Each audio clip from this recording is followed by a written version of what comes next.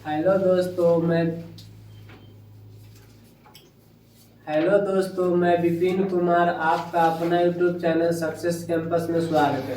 दोस्तों, आज हम लोग रीजनिंग की दुनिया में चलते हैं और रीजनिंग के दुनिया में पहले रीजनिंग के बारे में समझ लेते हैं कि रीजनिंग होता है क्या। उसके बाद हम लोग टॉपिक बाय टॉपिक करके एक एक करके टॉपिक पढ़ेंगे। दोस्तों, सबसे पहले हम लोग रीजनिंग को हिंदी में जानते हैं कि रीजनिंग का मीनिंग क्या होता है। तो रीजनिंग को हम लोग हिंदी में कहते हैं तर्क शक्ति। रीजनिंग को हिंदी में कहते हैं तर्क शक्ति। रीजनिंग किस शब्द से निकला हुआ है, रीजनिंग किस भाग से निकला हुआ है, तो रीजनिंग रीजन से बना हुआ है। यानी कि रीजन में आईएनजी लग गया है तो रीजनिंग हो गया है। रीजनिंग रीजन से मतलब कारण या वजह, क्या कारण था या क्या वजह था। तो रीजनिंग जो शब्द है वो रीजन से बना है, इसका मतलब होता है कारण या वजह। रीजनिंग को एक और शब्द में हम लोग पहेली भी कह सकते हैं कि रीजनिंग के टाइप में क्वेश्चन पहेली टाइप के क्वेश्चन होता है। दोस्तों, उसके बाद आता है रीजनिंग को हम लोग क्या क्या इसमें एबिलिटी होता है उसके बारे में समझ लेते हैं।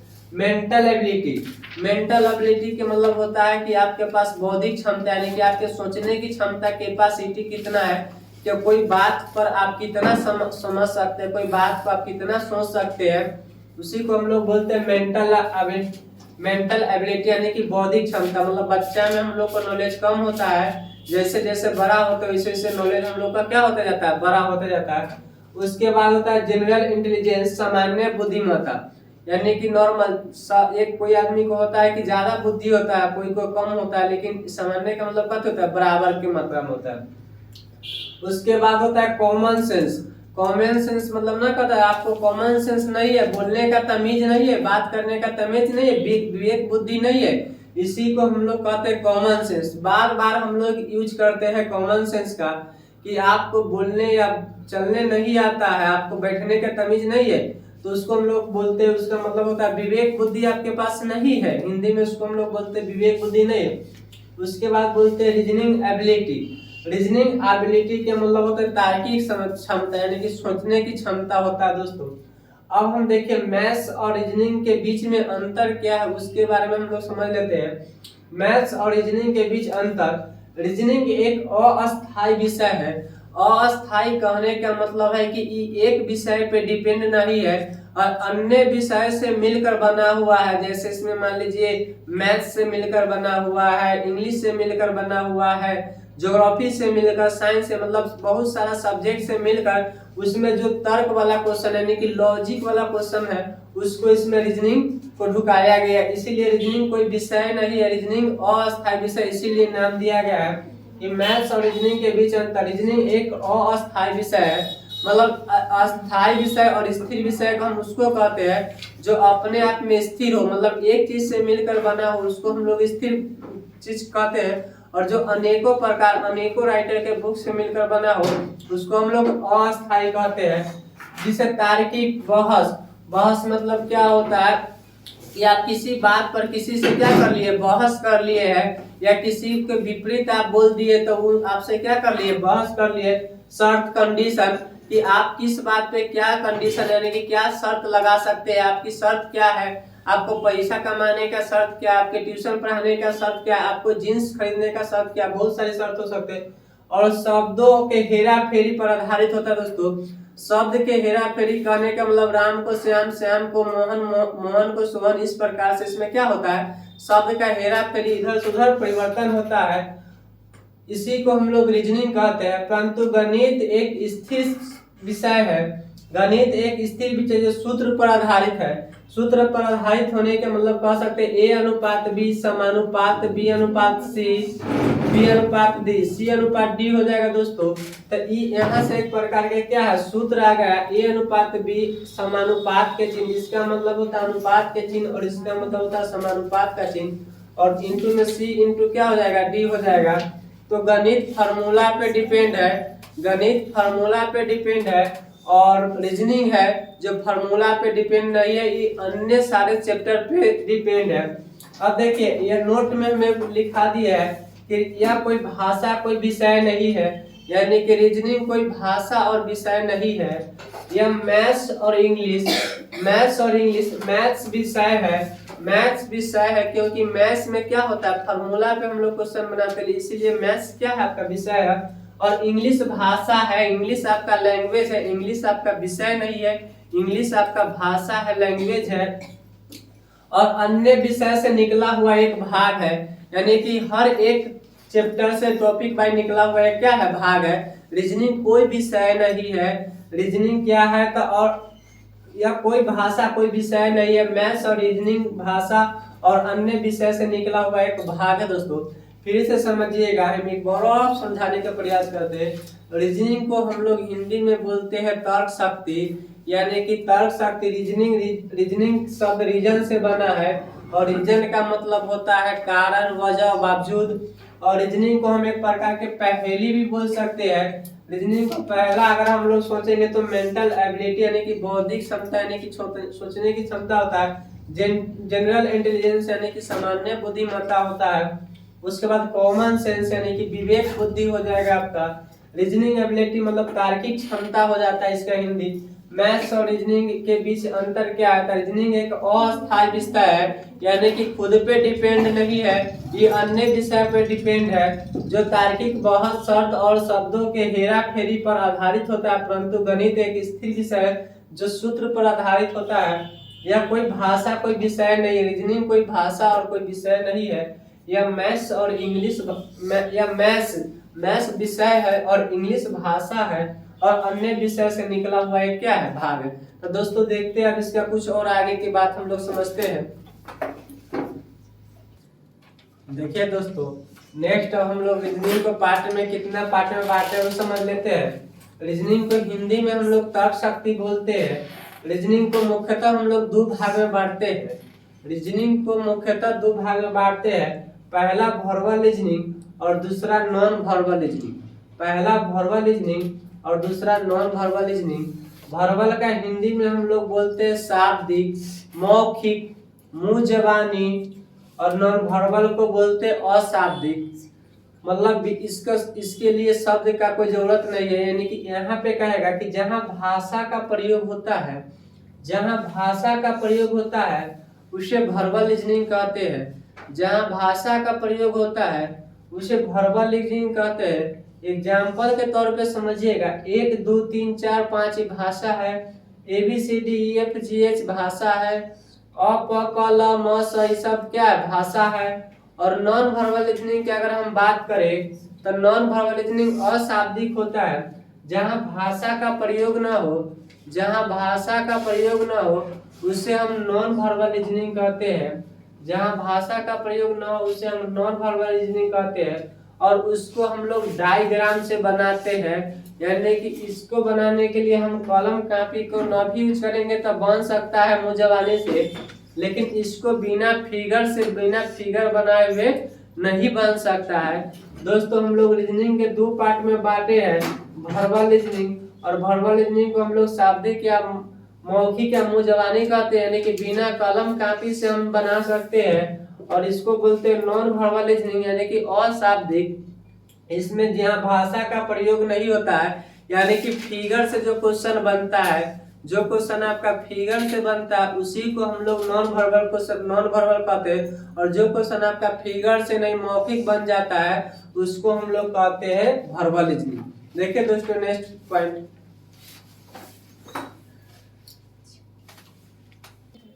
देखिए दोस्तों अब हम लोग वर्बल रीजनिंग के 3 पार्ट में बांटते हैं और वर्बल रीजनिंग में क्या क्या पढ़ना है उसको हम लोग एक नजर डाल लेते हैं। वर्बल रीजनिंग को हम लोग 3 पार्ट में बांटते हैं। पहला है बौद्धिक क्षमता, यानी कि जनरल मेंटलिटी, यानी कि सोचने की क्षमता। दूसरा में है लॉजिकल मतलब तर्क। और तीसरा में एनालिटिकल मतलब विश्लेषण होता है। अब बताइए कि बौद्धिक क्षमता में चैप्टर जो पढ़ना है उस चैप्टर को हम इस साइड लिखे हैं। लॉजिकल में जो चैप्टर पढ़ना है उसको हम इस साइड लिख दिए। एनालिटिकल में जो चैप्टर पढ़ना है उसको हम लोग इस साइड लिख दिए। देखिए पहला चैप्टर का नाम होगा आपका कोडिंग डिकोडिंग। दोस्तों कोडिंग डिकोडिंग से बहुत सारा क्वेश्चन पूछता है हर एग्जाम में, चाहे कोई भी एग्जाम किसी भी क्षेत्र में एग्जाम देने जाइए, कोडिंग डिकोडिंग का बहुत सारा क्वेश्चन पूछता है। Coding decoding. दूसरा में series test, finding missing alphabet, direction, ranking test, dice, blood relation analogy, cube and cuboid, classification, clock, calendar, find out the conditional number, mathematical operation. इतना आप लोग का है जनरल मेंटल एबिलिटी यानी कि बौद्धिक क्षमता के बारे में हम लोग चर्चा करेंगे। उसके बाद है लॉजिकल मतलब तर्क, साइलोजिज्म यानी कि कथन निष्कर्ष, इससे बहुत सारा क्वेश्चन पूछा जाता है। उसके बाद है वेन डायग्राम, वेन डायग्राम एक ही घर में आपको देख देगा डॉक्टर नर्स वाला, उससे भी आप एक क्वेश्चन पूछा जाता है। उसके बाद स्टेटमेंट एंड कंक्लूजन, पहले इस चैप्टर को बैंक में पूछा जाता था लेकिन अभी हर एग्जाम में पूछा जाने लगा। उसके बाद कॉज एंड इफेक्ट है, उसके बाद कॉज ऑफ एक्शन है, इसके बाद लॉजिकल में इतना ही 5 चैप्टर पढ़ना है। उसके बाद एनालिटिकल यानी कि विश्लेषण में हमको पढ़ना है पजल, सीटिंग अरेंजमेंट, इनइक्वालिटीज और एलिजिबिलिटी। दोस्तों आपका इतना चैप्टर यानी कि 15, 5, 20, 24 2-4 चैप्टर और होता है जो हम आपको नहीं लिखे, हम नेक्स्ट वीडियो में डाल देंगे। तो पहले हम लोग वर्बल रीजनिंग चालू करेंगे और वर्बल रीजनिंग में सबसे पहला आपका टॉपिक होगा कोडिंग डिकोडिंग, और हम लोग कोडिंग डिकोडिंग को पढ़ेंगे। दोस्तों देखिए दोस्तों, नेक्स्ट पॉइंट हम लोग समझते हैं कोडिंग का मत कोडिंग डिकोडिंग। कोडिंग को हिंदी में कहते हैं कूट लेखन और डिकोडिंग को कहते हैं कूट वाचन। एक व्यक्ति, इसका स्टेटमेंट को समझ लेते हैं। एक व्यक्ति दूसरे व्यक्ति को संदेश या सूचना भेजता है। एक व्यक्ति, जैसे एग्जाम्पल के तौर पे हम दूसरे व्यक्ति को सूचना देंगे या संदेश भेजेंगे तो ये दूसरा व्यक्ति उसे ग्रहण करता है। दूसरा व्यक्ति, अगर हम किसी को संवाद भेजेंगे तो दूसरा व्यक्ति उसको एक्सेप्ट करेगा यानी कि ग्रहण करेगा। तो यह केवल कोडर भेजने वाला और डिकोडर प्राप्त करने वाला, यानी कि भेजने वाला व्यक्ति और प्राप्त करने वाला व्यक्ति जानता है, दूसरा कोई व्यक्ति नहीं जानता है। कहने का मतलब है कि मान लीजिए कि राजदूत या गुप्तचर के नाम सुने हैं, तो गुप्तचर जो होता है जो हर देश का, हर कंट्री का अलग अलग देश में रहता है, तो यहाँ का गुप्तचर वहाँ के गुप्तचर से बात करेगा और उसको कोडिंग भाषा में मतलब तय कर लेता है कि आपको यही कोडिंग करना है। जैसे मान लीजिए कि हमको आलू को प्याज बोलना है, हम आपको सिखा दिए कि बताइएगा ना आलू के, हम दोनों आदमी बोलेंगे ना कि जाकर आलू जो रहेगा ना उसको हम लोग प्याज कोडिंग कर लिए, लेकिन ये बात हम दोनों आदमी जानते हैं, तीसरा आदमी जानेगा। तो इसी को हम लोग क्या कहते हैं कि गुप्त बात, यानी कि हम दोनों के बाद तीसरा आदमी कोई नहीं जाने। यानी कि मान लीजिए कि किसी को कुढ़ाना है, किसी को गुस्सा दिलाना है, तो हम दोनों आदमी उसको कहेंगे ना कि इसको बिल्ली बोलना, और बिल्ली बोलना तो ये हम दोनों आदमी जानेंगे। तो हम लोग उसके सामने जाके बार बार बोलेंगे बिल्ली, और वो व्यक्ति को नाम नहीं धरेंगे, लेकिन हम लोग बोल किसको रहे, उसी को रहे, बोल तो उसी को रहे पर्पस से, लेकिन ये हम और आप जान रहे कि बोल उसी को रहे, लेकिन अगला व्यक्ति जानता है जो उसको बोले, नहीं जानता है। तो इसी को कहता है कि यह केवल कोड यानी कि भेजने वाला व्यक्ति जानता है, और डिकोडर यानी कि प्राप्त करने वाला व्यक्ति जानता है, दूसरा कोई व्यक्ति नहीं जानता है। अगर दूसरा व्यक्ति जान जाएगा तो संवाद क्या हो जाएगा, लीक हो जाएगा, और जो संवाद मिलने वाला होगा वो संवाद आपका क्या होगा, नहीं मिलेगा। यहाँ तक क्लियर हो जाएगा। देखिए, एक व्यक्ति दूसरे व्यक्ति को संदेश या सूचना भेजता है तो दूसरा व्यक्ति उसे ग्रहण करता है। यह केवल भेजने वाला व्यक्ति और प्राप्त करने वाला यानी कि दो आदमी का ही मैटर होता है, तीसरा आदमी का मैटर बीच में नहीं होता है। उसके बाद आइए कोडिंग। कोडिंग को हिंदी में हम लोग बोलते हैं कूट लेखन। किसी अक्षर, शब्द, वाक्य को किसी सांकेतिक भाषा में लिखने को कोडिंग कहते हैं। यानी कि वास्तविक रूप को, वास्तविकता को, मतलब हम लोग जो दिखाते हैं, जैसे मान लीजिए कि आपका नाम है महिमा, तो हम क्या बोले कि महिमा, महिमा क्या वास्तविक में, और उनका नाम उलट पुलट कर दिए, कुछ नाम दूसरा चेंजिंग कर दिए, तो उनका नाम क्या हो जाएगा, डिकोडिंग होगा। वास्तविक कहने का मतलब हुआ कि विपिन, तो वास्तव में विपिन है, और राकेश, तो वास्तव में राकेश है। मोहन, तो मोहन वास्तव में मोहन है, लेकिन यहीं पे अगर हम विपिन को हम कोड कर दिए CJQJO, तो ये डिकोडिंग हो गया। ये जो होता है सो वास्तविक होता है, ये जो होता है सो अवास्तविक होता है। और अवास्तविक को हम लोग डिकोडिंग कहते हैं और वास्तविक को हम लोग कोडिंग कहते हैं। ये राकेश है तो राकेश वास्तविक है तो ये हमारा कोडिंग हो जाएगा। और ESBLFTI है यानी कि ये अवास्तविक है तो ये हमारा क्या हो जाएगा, डिकोडिंग हो जाएगा।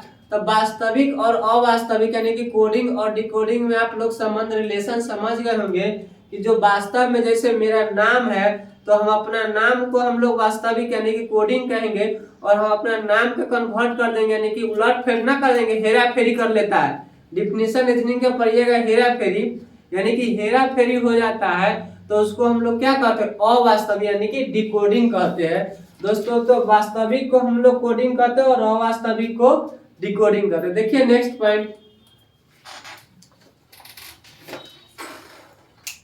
देखिए आपको कोडिंग डिकोडिंग में ABCD का लेटर 26 तक कम से कम याद रहना चाहिए। और दोस्तों इन 4 से 5 टॉपिक में यानी कि ABCD का अगर लेटर आपको याद रहता है ना तो मतलब 4 से 5 टॉपिक आने वाला series test finding missing alphabet इस समय आपको ना बहुत ज्यादा मतलब काम करेगा। और जब तक ये अल्फाबेट आपको याद नहीं रहेगा ना तब तक आपको बनाने में समस्या नहीं समाधान बहुत सारा परेशानी उठाना पड़ेगा। मतलब बिना अल्फाबेट से ना आपसे क्वेश्चन बन ही नहीं सकता है। तो सबसे पहले देखिए ABCD लिखते हैं यानी कि A कैमा अक्षर है A है, B दूसरा अक्षर, C तीसरा अक्षर, D चौथा अक्षर, E पांचवा अक्षर, इसी तरह से Z यानी कि 26 तक गया है। और इसका याद करने का तरीका देखिए, ई ज्योति से आप याद कर सकते हैं। ई ज्योति यानी कि 5 आया था, 5 के पीछे और 5 के बाद 10 तक, ई ज्योति 10 तक, O से 15 तक, T से 20 तक और Y से 25 तक। दोस्तों उसके बाद हम लोग देखते हैं CFILORUX, CFILORUX यानी कि C को हम लोग तीसरा लेटर बोलते हैं, F को हम लोग छठा लेटर बोलते हैं, I को हम लोग 9वां लेटर बोलते हैं और L को 12वां लेटर बोलते हैं और O को 15वां और R को 18वां और 21 U को 21वां और X को 24वां। यानी कि यहाँ से ज्यादा आसान यानी कि थोड़ा सा 5 लेटर पे गया तो थोड़ा सा भास्ट आपको लगेगा लेकिन यहाँ से थोड़ा सा आपके ज्यादा आसान होगा। दोस्तों जब भी हम लेटर को लिखना शुरू करते हैं तो लेफ्ट से राइट की ओर लिखते हैं। जब भी हम लोग लिखना शुरू करते हैं तो लेफ्ट टू राइट यानी कि जिस साइड से लिखते हैं और जिसकी ओर जाते हैं तो लेफ्ट से लिखते हैं और राइट साइड यानी कि बायां से लिखते हैं और दायां साइड की ओर जाते हैं। दोस्तों ये हमारा दायां साइड हो जाएगा। अगर इसके अकॉर्डिंग काम करेंगे तो जब भी अगर ABCD में अगर हम लोग लिखते हैं तो हम लोग इधर से जाएंगे तो लेफ्ट साइड, उधर से आएंगे तो राइट साइड। दोस्तों तो यहाँ तक आपको कम से कम याद होना चाहिए। जैसे आपको क्वेश्चन पूछ देगा कि बताइए कि ABCD के बाएं से 7वां अक्षर कौन हो जाएगा, तो बाएं से गिनिएगा तो 1 2 3 4 5 6 1 7वां अक्षर कौन हो जाएगा, G हो जाएगा। फिर क्वेश्चन पूछ देगा बताइए ABCD के बाएं से 10वां अक्षर कौन हो जाएगा, तो 10वां अक्षर 8 9 10, 10वां अक्षर कौन हो जाएगा, 10 हो जाएगा। फिर पूछ देगा कि ABCD के बाएं से 20वां अक्षर कौन हो जाएगा, तब बाएं से 20वां अक्षर कौन हो जाएगा, 20 हो जाएगा। और अब पूछेगा आपके बताइए कि ABCD के दाएं से 7वां अक्षर कौन हो जाएगा। ABCD के दाएं से, जब भी आपको दाएं से गिनने के लिए कहेगा ना तो आप Z से गिनिएगा, 1 2 3 4 5 6 1 7वां अक्षर ही हो जाएगा। फिर बताएगा कि आपको बताइए कि ABCD के दाएं से 15वां अक्षर कौन हो जाएगा, तो 7 तक ही हो गया, 8 9 10 11 12 13 14 और एक 15वां अक्षर ही हो जाएगा। तो दाएं से गिनने के लिए शुरू करेगा तो आप Z से गिनिएगा, दाएं से गिनने के लिए शुरू करेगा तो आप Z से गिनिएगा और बाएं से गिनने के लिए शुरू करेगा तो आप लेफ्ट से यानी कि A से गिनना शुरू करिएगा।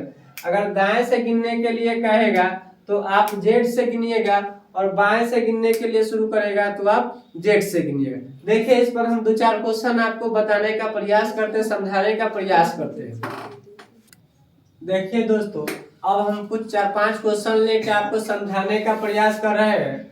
अंग्रेजी वर्ड वाला बाएं से 7वां अक्षर कौन सा होगा, तो हम बताए थे यहाँ पे 3 6 9 12 15 18 21 और 24, यहाँ एक 6 होता है, यहाँ पे 6 होता है प्लस 1 और 6 को क्या हम बोल सकते हैं, F बोल सकते हैं। और F में अगर हम लोग 1 जोड़ देंगे, एफ में एक अगर हम जोड़ देंगे तो जी बोल सकते हैं कि ना बोल सकते।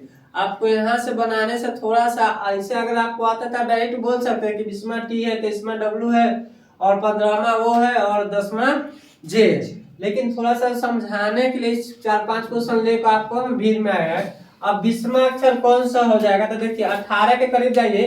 18 से नजदीक कौन है, ये 21 है और 21 के यू बोलते हैं, तो यू से पहले क्या हो जाएगा, टी हो जाएगा।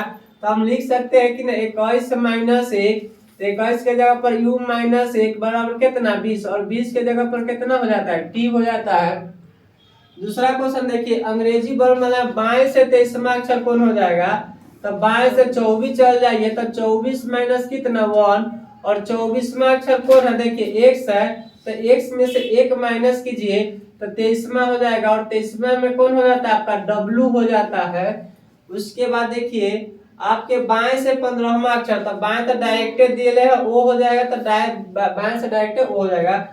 अब बाएं से 10वां अक्षर कौन हो जाएगा, तो 9 प्लस में 1 जोड़िएगा तो 9 के जगह पर आ या 1 जोड़िएगा तो क्या हो जाएगा जे, यानी कि बाएं से आपका 10वां अक्षर में क्या हो जाएगा जे। तो दोस्तों इस टाइप के क्वेश्चन आप बनाना सीख गए। अब देखिए दाएं वाला कुछ हम रूल बताते हैं आपको। हेलो दोस्तों, हम लोग नेक्स्ट पॉइंट की ओर बढ़ रहे हैं।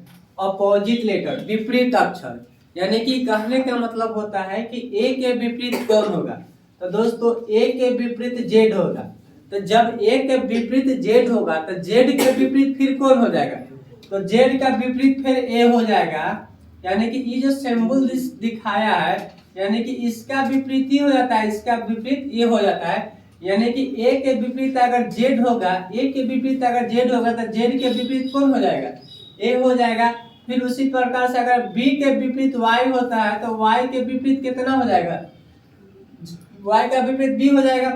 फिर अगर सी का विपरीत अगर एक्स होता है तो एक्स का विपरीत क्या हो जाएगा, सी हो जाएगा। फिर अगर डी का विपरीत अगर डब्लू होता है तो डब्लू का विपरीत क्या हो जाएगा, डी हो जाएगा।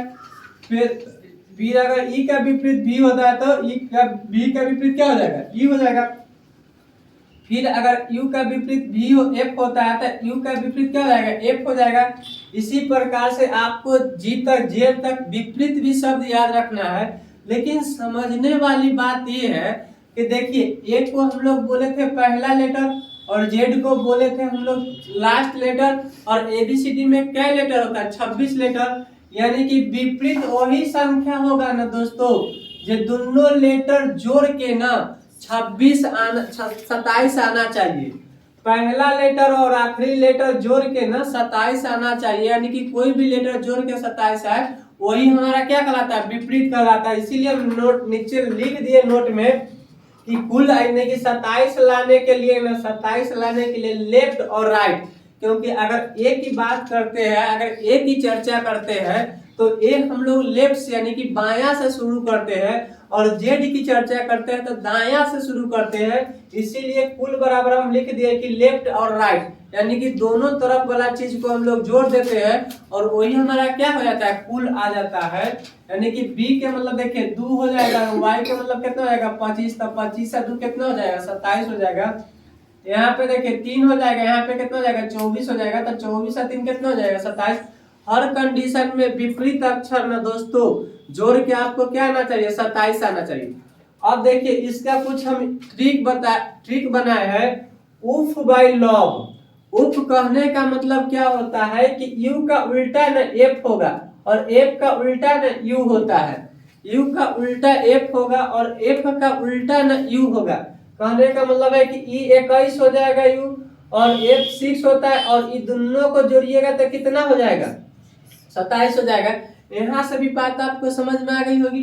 फिर देखिए बाई को बी को 2 लिखिएगा और वाई को कितना लिखेगा 25 लिखेगा, तो 25 से 2 कितना हो जाएगा 27। यानी कि यहाँ से भी जोड़ के 27 हो जाएगा। लॉग ए को अगर 12 लिखिएगा और ओ का 15 लिखिएगा तो 12 और 15 कितना 27। यानी कि ये भी कंडीशन में क्या रहा 27। तो हर कंडीशन में जोड़ के आपको कितना आना चाहिए 27 आना चाहिए। तो इसका मीनिंग लिखने के लिए उफ वाई लॉग शॉर्ट गेज पीके मैंने सीएक्स पीके मैंने सीएक्स डी पीके मैंने जेक्यू सीएक्स डीडब्ल्यू पी के मैंने J Q C X D W. दोस्तों आपको ये याद रहना चाहिए, तभी जाके मतलब इससे ना बहुत फायदा होगा आपको। अगर इतना चीज बात छोटी छोटी बात को अगर समझ लेते हैं तो बहुत फायदा हो जाएगा। उफ by log short gauge P के मैंने J Q C X D W. दोस्तों अब हम कुछ क्वेश्चन दिए हैं आपको बनाने के लिए। जैसे कहे पहला क्वेश्चन है आपको अंग्रेजी वर्णमाला में पी का विपरीत कौन हो जाएगा। तो सबसे पहले हमको लेटर याद रहेगा तब तो हम बनाएंगे। तो पी को हम लोग फिलहाल में जानते हैं कि पी को हम लोग 16 से सूचित करते हैं। पी को हम लोग जानते हैं फिलहाल में कि 16 से सूचित करते हैं। और विपरीत वही न होगा जो दोनों के जोड़ के 27 आना चाहिए। तो इसमें और हम कितना जोड़ेंगे कि 27 आ जाएगा। तो 4 और 1 7 यानी कि 11 जोड़ेंगे दोस्तों तो 27 आ जाएगा। 4 और 11 जोड़ेंगे तो 27 हो जाएगा। तो 11 का स्थान पर क्या हो जाएगा कि यही हमारा क्या हो जाएगा आंसर। उसी प्रकार से आर के विपरीत पूछा है आपसे। तो आर के विपरीत होता है तो आर ऑलरेडी अपने आप में 18वां अक्षर होता है। और 18 में हम कितना जोड़ेंगे जो 27 आ जाएगा। तो सर 18 में अगर आप 9 जोड़ दीजिएगा तो 27 आ जाएगा। और 27 हो जाएगा तो आई के जगह क्या हो जाएगा 18 के जगह पर 18 है तो इसका विपरीत क्या हो जाएगा आई हो जाएगा। उसके बाद देखिए एस कैमा लेटर है 19वां लेटर है। और 19 में हम लोग क्या जोड़ेंगे जो एस 27 आ जाएगा। जोड़ के हमको कितना लाना है 27 लाना है। तो हम 19 में अगर 8 जोड़ दिए 19 में अगर हम 8 जोड़ दिए तो 27 आया कि ना आया। और 8 को हम लोग क्या लिखे थे एच लिखे थे। देखिए कितना सिंपल बात है। एम को हम लोग कितना लिखते हैं 13 लिखते हैं। एम को हम लोग कितना लिखते हैं हमको लाना कितना है 27 लाना है। तो 27 लाने के लिए हम लोग 14 जोड़ेंगे। और 14 को एम एन हम एन लिख सकते हैं कि ना लिख सकते 14 13 27 हो जाएगा। उसी प्रकार से जे को अगर हम लोग लिखेंगे तो जे 10वां लेटर है। 27 लाने के लिए इसमें हम कितना जोड़ेंगे 17 जोड़ेंगे। तो 17 10 कितना हो जाएगा 27 हो जाएगा। तो इस टाइप के क्वेश्चन दोस्तों आप समझ गए होंगे। एक क्वेश्चन समझिएगा यहाँ से अंग्रेजी वर्णमाला आपके दाएं से 15वां अक्षर कौन होगा। आपके दाएं से जैसे दाएं कहे ना तो उसको 27 में से माइनस कर लो। दाएं से 15वां अक्षर कहेगा तो 27 यानी कि कुल माइनस क्या दाएं। तो कुल माइनस दाएं से कह रहा है 15वां अक्षर तो आपका लेफ्ट से निकलेगा। यानी कि कहने का मतलब ये जो हो जाएगा ना से आपको लेफ्ट से होगा। 7 में से 5 गया 2 और ये कितना हो जाएगा यानी कि 12 जो लेफ्ट ये जो एज जो आया ना दोस्तों ये लेफ्ट से 12वां है। ये लेफ्ट से 12वां है और राइट से 15वां है। तब ना दोनों का जोड़िएगा तो कितना हो जाएगा 27 हो जाएगा। इस पर हम एक दो और एग्जांपल से समझाते ताकि आपको क्लियर हो जाए। देखिए दोस्तों नेक्स्ट हम एक क्वेश्चन आपके बीच में लेकर आए हैं कि अंग्रेजी वर्णमाला में आपके दाएं से 10वां अक्षर कौन होगा। आपके दाएं से 10वां अक्षर तो दाएं से जैसी बोले ना तो आप 27 में से 10 घटाइएगा। तो 27 में से 10 घटाइएगा तो कितना हो जाएगा 17 हो जाएगा। और 17 का स्थान पर क्या हो जाता है क्यू हो जाता है। 17 के स्थान पर क्यू हो जाता है। अब ये कहेगा ना कि 17 को गिन के बताइए कि दाएं से 17वां होगा कि बाएं से होगा। तो ये दोस्तों ये बाएं से निकल कर आ जाता है। ये बाएं से निकल के आ जाता है। बाएं से निकल के आ गया कितना 17वां। गिनिए बाएं से 17वां 1 2 3 4 5 6 7 8 9 10 11 12 13 14 15 16 1 17। बाएं से 17वां निकल के आ जाएगा। आपके वर्णमाला में दाएं से जब भी कहेगा तो क्वेश्चन हमेशा बाएं से 17वां जो निकल के आता है वो बाएं से निकल के आता है। दाएं से निकल के कभी नहीं आएगा। और दाएं से कहेगा तो बताइए कि दाएं से जब बाएं से 17वां तो दाएं से क्या होगा तो दाएं से 10वां होगा। क्योंकि देखिए 17 और 10 के जोड़िएगा तो कितना हो जाएगा 27 होगा कि 9 होगा। गिनिए 1 2 3 4 5 6 7 8 9 1 10 दोनों आपका प्रूफ हो गया। तो दोस्तों आज हम लोग बेसिक बात समझे हैं। कल से हम लोग कुछ बात और समझेंगे। और आज भर के इतना ही। आज भर विदा लेते हैं। मिलते हैं नेक्स्ट क्लास रीजनिंग के। जय हिंद जय भारत।